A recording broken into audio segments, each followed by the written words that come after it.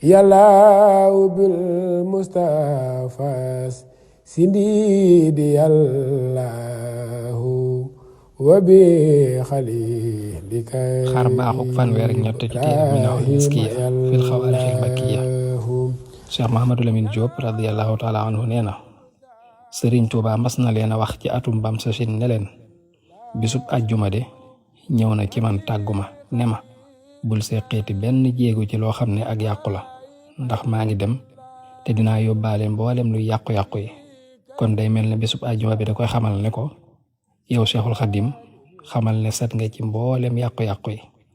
nee na it bisub àjjuma keroog nee na ko bul bàyyi it lenn lu baax wala wenn yiw ndax man bisub àjjuma kat indil naa la lépp lu baax ak lépp lu yiw lu mën a doon.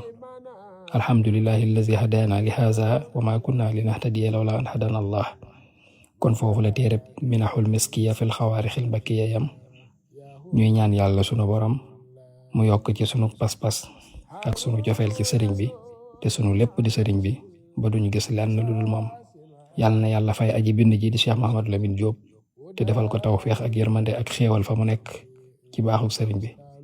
yàlla yàggal fi lool Cheikh Mouhamadul Muntaxa mi nga xam ne moo fi nekkal sëriñ bu mag bi te may ko wér ak mucc te defal ko ca botuk sëriñ bi yëpp ak donga yëpp ak jullit ñëpp. allahumma salli ala sayyidina muhammadin wa sallim.